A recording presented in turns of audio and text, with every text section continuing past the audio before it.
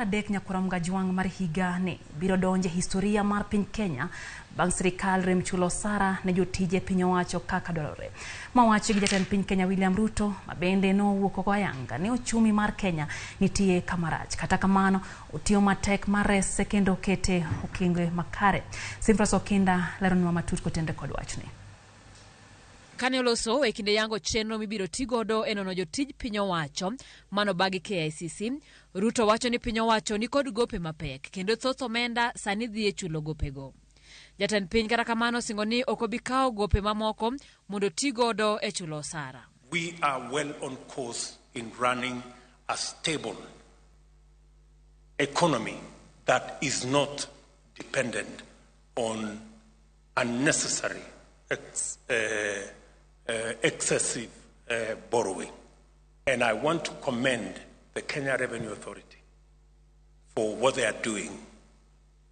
They are today at 95% of their commitment. Thank you, Madam Acting Commissioner. They are doing a wonderful job in a very difficult terrain where we have experience of people who are not used to paying taxes. But we have said that this is no longer going to be the animal farm. All of us are going to. We will not continue the old tradition of borrowing money to pay recurrent expenditure, to pay salaries. We are going to pay salaries from our own resources. We are going to carry out our recurrent expenditure using our own resources. And we have moved our fiscal deficit to 5.7%.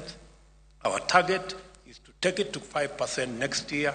Ruto medanio segolo chik ne migawo mar omenda mar nono chenro duto mag osuru motelo ne somo mar budget mibiro tim dwe mar auchiel. There are some taxes we certainly are going to reduce in the coming budget because some of the taxes are punitive and they actually encourage more dodging than paying and compliance so that we can make it much more easy for citizens, corporates, and all the people that work with us to comply.